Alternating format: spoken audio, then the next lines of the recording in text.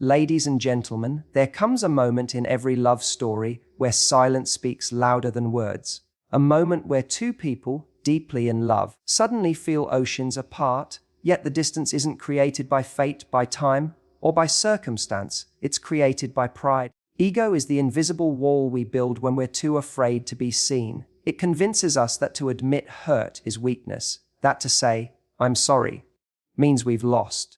But what ego never tells us is that every time we choose pride over love, we're slowly tearing down the very bond we prayed for. I've seen lovers sit across from each other, both desperate to reach out, both desperate to say, "I need you," and yet silence wins. Not because the love wasn't there, but because the ego was louder. And in that silence, love withers. Love and ego cannot coexist because they are born from two entirely different places within us. Love is about giving, opening, sharing, and connecting.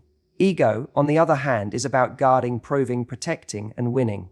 When love tries to grow, ego suffocates it. And when ego takes over, love begins to feel like a battle instead of a bond. So often, we think our ego is keeping us safe. We hold on to it because we don't want to feel small, we don't want to feel vulnerable, we don't want someone else to see our scars or our need. Ego tells us, don't reach out first, let them come to you. Don't apologize, they should be the one to say sorry. Don't say how much you care, keep them guessing, keep your power. And in the moment, it feels strong. But the truth is, ego doesn't make us strong, it makes us alone. Love asks for something entirely different. It asks us to drop the performance and show up as we are. It asks us to risk rejection by revealing what's really in our heart. It asks us to place connection above control, intimacy above image. That's why love and ego can't live in the same room. Ego demands that you win. Love demands that you give. Think about it. Have you ever been in an argument with someone you care about and deep down all you wanted was for the fight to end, for the two of you to just be okay again, but you stayed silent because you didn't want to lose? That is ego in action. In that moment, the words, "I'm sorry," "I miss you," or even just, "I don't want to fight anymore," could have brought you closer. But ego says no. Wait, hold your ground. Don't give in, and in protecting your pride, you sacrifice your peace. The saddest part is that many relationships don't end because love disappears. They end because ego stands in the way of love being expressed. Two people who still care deeply for one another allow pride to build walls higher and higher until neither one knows how to climb over them anymore. And all the while, the love that could have been a bridge is left unused, suffocating in silence.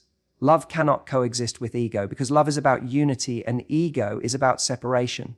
Love says, we. Ego says, me. Love says, I want us to win. Ego says, I must win.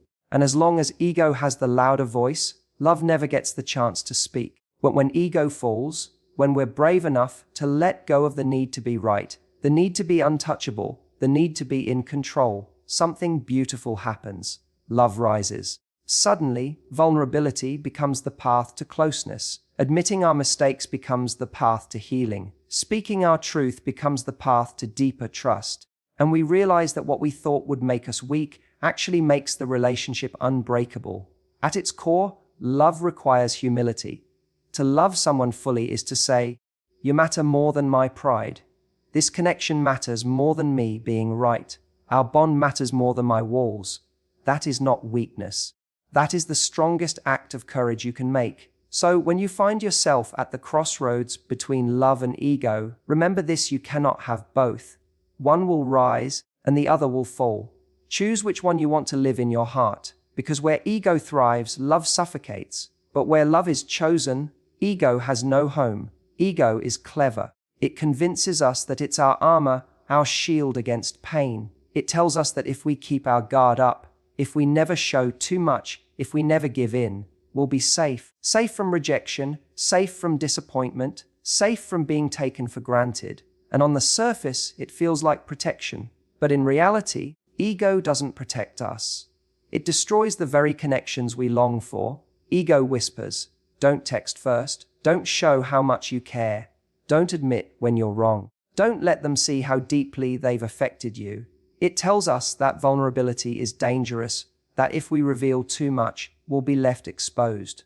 And so, we hold back. We hide our tenderness. We trade closeness for control. And maybe in that moment, it feels like we've kept our dignity intact. But what we don't realize is that ego has cost us intimacy. It has cost us the chance to be truly seen. In relationships, this is how distance grows. One person hurts, but doesn't speak. The other feels unloved, but doesn't reach out. Both are waiting for the other to break the silence. Both think, I'll be fine on my own. And while ego celebrates that illusion of independence, love withers quietly in the background. What could have been healed with a single vulnerable moment instead turns into days, weeks, or months of disconnection. The tragedy of ego is that it promises strength but breeds loneliness. It tells you, you're protecting yourself, when in fact you're building a wall so high that no one can reach you, even the ones who desperately want to. Ego keeps you from saying, I need you, when that's the very thing your heart longs to admit. It keeps you from apologizing when that apology could save the relationship. It keeps you from forgiving when forgiveness is the only path to peace. Think of how many relationships have ended not because the love disappeared, but because the ego became louder than the love. Two people still in love, still thinking about each other at night, still wishing they could go back, yet neither one moves, neither one speaks, neither one bends. And so, the story ends, not with a lack of love, but with too much pride. That is how ego destroys, not in big dramatic ways, but in small silences that stack up until they're unbreakable. The protection ego offers is an illusion. It doesn't actually protect you from pain, it only delays it. It tells you, don't let them see how much you care, but when they leave because they felt unwanted, the pain is far greater. It tells you, don't admit you were wrong, but when the distance grows so wide that the relationship crumbles, the regret is heavier than any apology would have been. The truth is, vulnerability is the only real protection we have. Because vulnerability builds bridges while ego builds walls. Vulnerability invites someone to meet us where we are. Ego keeps them guessing from a distance. Vulnerability risks rejection, yes, but it also opens the door to intimacy, to healing, to love. Ego avoids rejection but guarantees emptiness. So, when ego tells you it's keeping you safe, remember this, it is not protection. It is isolation. It is the slow erosion of connection. It is the thief of love. And if you want something real, something lasting, something that feels alive, you must choose to risk the very thing ego fears most: being open, being honest, being seen. Because at the end of the day, it is not ego that keeps you safe, it is love. And love can only live where ego has been set aside. We grow up believing strength means holding it all together, never showing weakness, never letting anyone see the cracks. We admire the person who looks unshakable, who hides their tears, who seems immune to heartbreak. But the truth is, that's not strength, that's armor. And armor may protect us from pain, but it also keeps us from love. True strength is not in hiding our feelings, but in having the courage to reveal them. True strength is vulnerability. When we love, we expose the most tender parts of ourselves. We risk being hurt, we risk being misunderstood, we risk not being enough. Vulnerability feels terrifying because it feels like placing our heart in someone else's hands. Ego tells us, don't do it. Don't let them know how much they matter. Don't show them the power they have to hurt you. But love doesn't grow in guarded hearts. Love grows only in the soil of openness. To say, I love you, without knowing if it will be returned, that's strength. To admit I was wrong when your pride wants to argue, that's strength.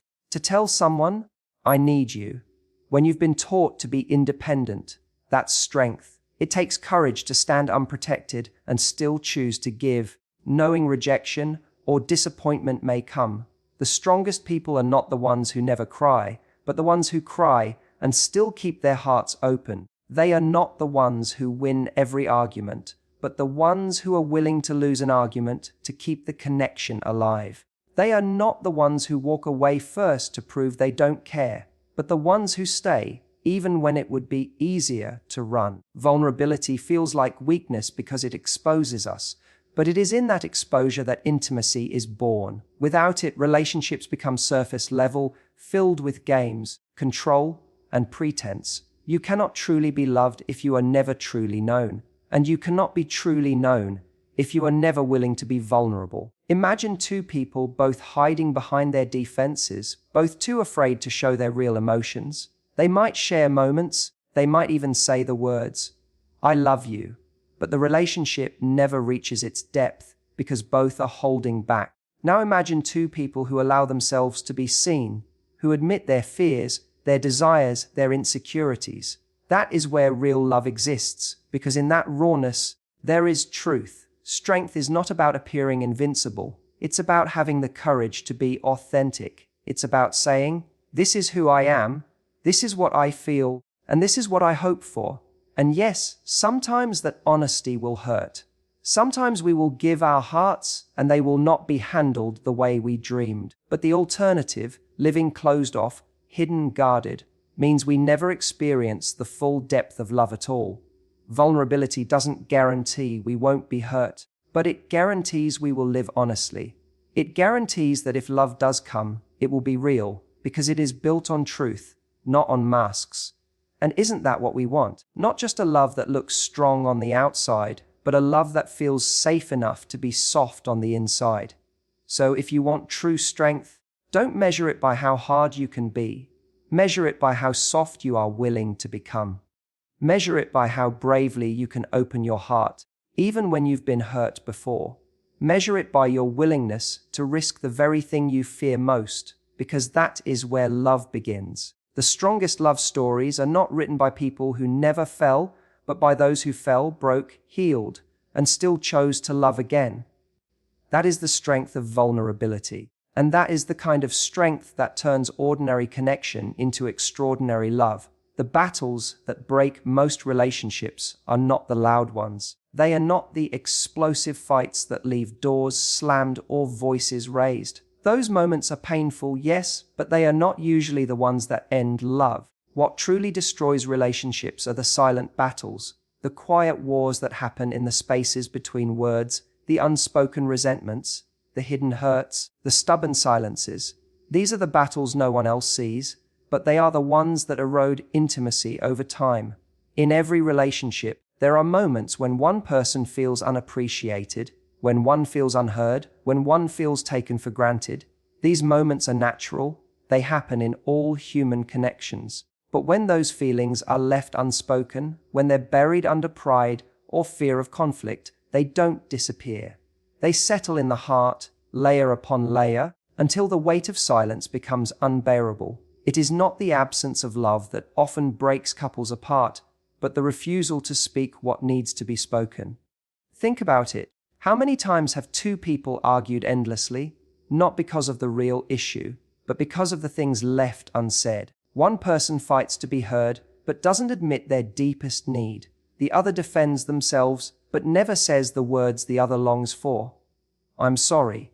You matter to me. I don't want to lose you." Instead, the silence stretches on, and love begins to suffocate in the gap. The silent battles are cruel because they disguise themselves. On the outside, everything looks calm. Two people may still smile in public, still hold hands, still say, "I love you." But underneath, there is a distance growing. They share a bed, but not their fears. They share a home, but not their truth. And every time they choose silence over vulnerability, the bond weakens just a little more. It is the refusal to bend, the refusal to soften, that makes these battles deadly. We tell ourselves, "If I stay quiet, I'll avoid a fight." But avoiding a fight doesn't bring peace. It only builds walls. We tell ourselves, "If they really loved me, they would know what I need without me saying it." But expecting someone to read our silence only breeds resentment. We tell ourselves, "I'll wait for them to make the first move." And so both wait, both suffer, both lose. Relationships don't die from a lack of love, they die from a lack of courage. The courage to speak up when it would be easier to shut down. The courage to say, "I feel hurt," instead of pretending everything is fine. The courage to admit, "I need you," when ego wants us to act indifferent. It is the small, unspoken battles that do the most damage, because love does not disappear in a storm, it disappears in the drought. The truth is, silence is not peace. Silence is avoidance, and avoidance breeds distance. If we want our relationships to last, we must be willing to enter the uncomfortable conversations, to speak the truth even when our voice shakes, to confront the tension instead of pretending it doesn't exist. Because the words we are too afraid to say are often the very ones that could heal us. The strongest couples are not the ones who never fight. They are the ones who fight honestly. They bring the silent battles into the light. They say the hard things, they admit their fears, they choose truth over ego, and in doing so they protect the love from being eaten away by the quiet poison of unspoken pain. So, remember this, what kills love is not what we say in anger, but what we refuse to say in fear. The cure for the silent battles is not winning or losing. It is speaking, it is listening, it is daring to be real. Because when silence falls, love falls with it. But when honesty rises, love has a chance to live again. Letting go feels like the hardest thing we can ever do in love. We cling because we believe holding on means we care, and releasing means we've lost. We fear that if we loosen our grip, we'll be forgotten, replaced, or left behind. Ego tells us that letting go is defeat, that it's the proof we weren't strong enough, that it's the evidence we weren't worthy enough. But that is a lie. Letting go is not losing. Letting go is the act of reclaiming yourself while honoring what was real. When we refuse to let go, what we're really doing is chaining ourselves to pain. We hold on to the arguments, the resentment, the moments when we felt wronged. We replay them over and over in our minds, as though carrying them will protect us from being hurt again. But instead of protecting us, it poisons us. Instead of saving the relationship, it suffocates it. Love does not grow in clenched fists, it only grows in open hands. To let go does not mean to stop loving. It doesn't mean we erase the memories or pretend the connection never mattered.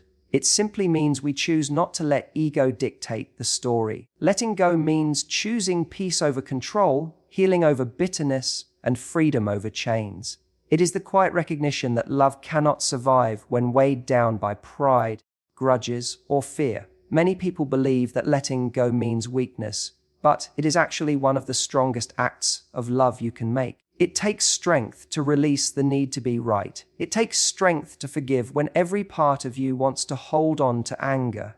It takes strength to say, I still love you, but I will not destroy myself to keep this going in a way that hurts us both. That is not weakness, that is wisdom. In relationships, letting go can look different. Sometimes it means letting go of the argument so the bond can be repaired. Sometimes it means letting go of control, allowing the other person to show up in their own way instead of forcing them to love exactly how we want.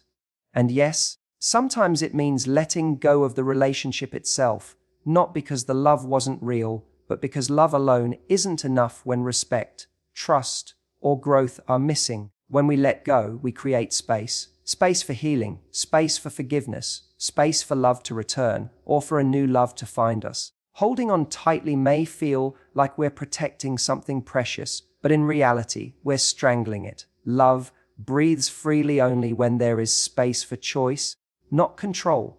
Think about the times you've clung so hard to being right in an argument that you lost the very closeness you were fighting to protect. Or the times you held on to someone who was no longer showing up for you, and in the process, you lost yourself.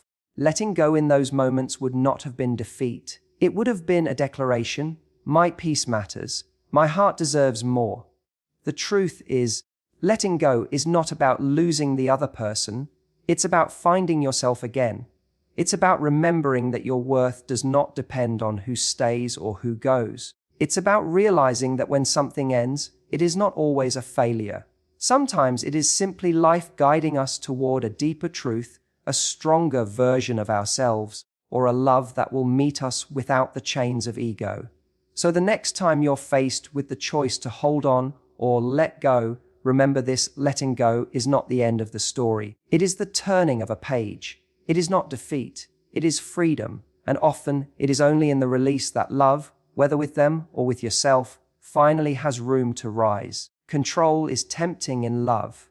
We think if we can just shape the relationship the way we want, if we can guide the other person into behaving a certain way, if we can make them love us on our terms, then we'll finally feel safe. Control promises certainty, it promises security, it promises that we'll never be hurt. But the truth is, love and control cannot exist side by side.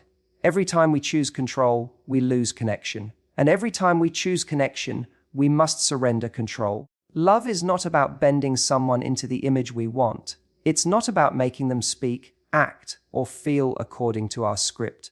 Real love allows the other person to be who they are, even when it's messy, even when it doesn't always match our expectations.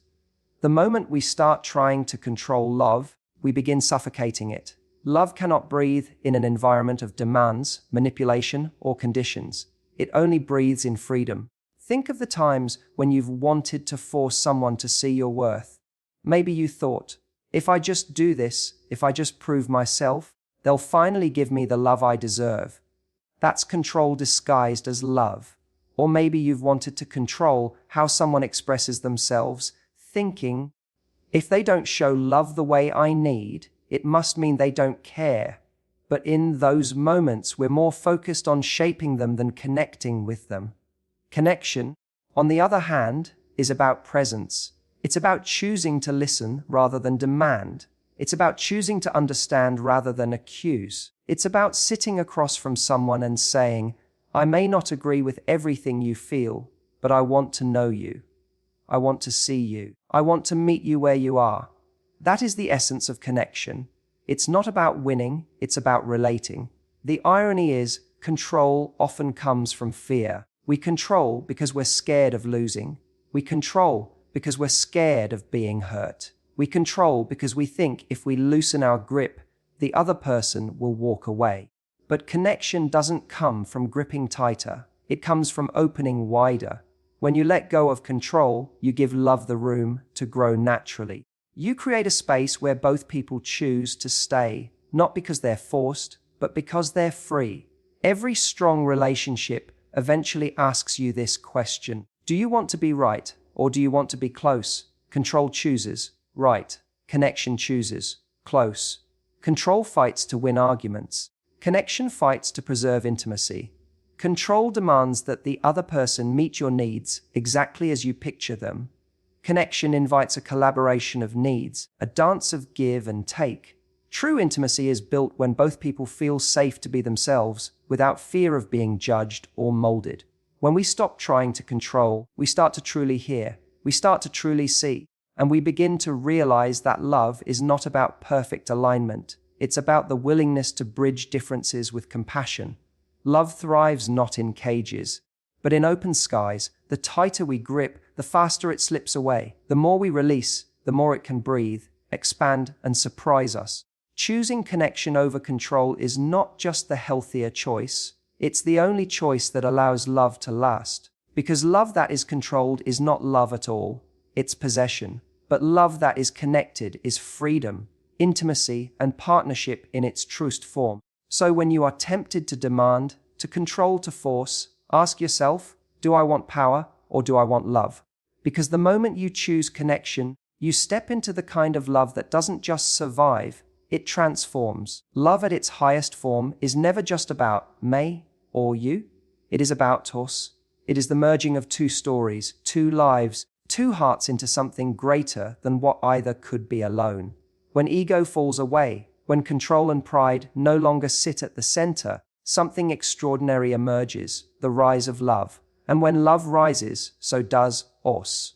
In a world where we are constantly told to look out for ourselves first, it's easy to forget that true love is not about keeping score. It's not about who gives more, who wins the argument, or who has the upper hand. It's about asking, how do we win together?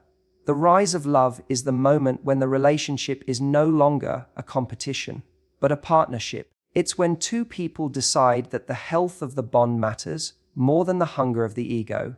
Love rises when the small, selfish desires are replaced with the shared vision of something bigger. It's in the choice to forgive, not because the other person always deserves it, but because the relationship deserves peace.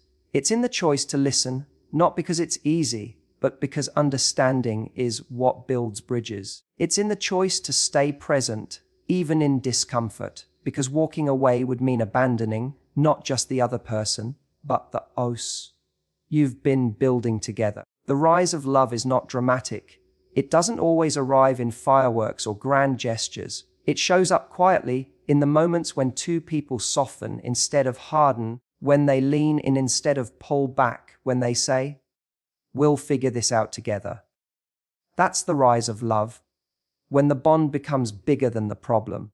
What makes so powerful is that it redefines strength. Alone, we may be capable. Alone, we may survive. But together, we grow, we expand, we transform. Love doesn't erase individuality, it enhances it. It gives us the safety to be fully ourselves while still belonging to something greater. When love rises, it doesn't swallow me or you. It builds a bridge where both can exist and both can thrive. But os cannot rise when ego remains. Because ego says, I matter more. Ego says, my needs above yours. Ego says, I will protect myself even if it costs the connection. Love, on the other hand, says, what matter more? Love says, your pain is my concern. Love says, if we both surrender a little, we gain everything. That is why the fall of ego is essential, because without it, Hus never has the chance to be born. The beauty of os is that it teaches us lessons we could never learn alone. Patience, sacrifice, humility, growth. It stretches us into better versions of ourselves because suddenly life is not just about our own comfort, but about nurturing the connection that sustains two souls. When love rises, we rise, not as individuals in a constant battle for control, but as partners building something sacred together. So when I say the rise of love is the rise of us, what I mean is this love is not just an emotion, it is a choice, a practice, a daily act of putting os above ego. It's not about losing yourself, but about finding the version of yourself that can only exist when love calls you higher. And when two people choose os over and over again, something incredible happens. The relationship stops being a place of struggle and becomes a place of sanctuary. It becomes not just where we go to feel loved, but where we go to feel alive. That is the rise of love. And in that rise, we don't just gain each other, we gain the very best of ourselves. We spend so much of our lives thinking strength is about holding on, about standing tall, about never bending. But love teaches us something different. It teaches us that real strength is in the softening, in the surrender, in the willingness to let ego fall so that something far greater can rise. Ego will always tell you to protect yourself, to fight, to win, to be right. But love whispers something softer and infinitely stronger. Choose us, choose connection, choose truth. Because when ego wins, we both lose. But when ego falls, love has the chance to rise. And when love rises, we rise with it. So let us not walk away from the people we love simply because pride got in the way. Let us not allow silence to speak louder than our hearts. And let us not confuse letting go with losing, for in every surrender, we discover a deeper kind of victory. What we remember is not who won the battles, but who chose the bond. Not who had the upper hand, but who reached out their hand. Not the fall of love, but the fall of ego that made love stronger. So tonight, I leave you with this truth. If you want a love that lasts, let your ego fall. Because every time it falls, love doesn't just rise, we rise. Thank you.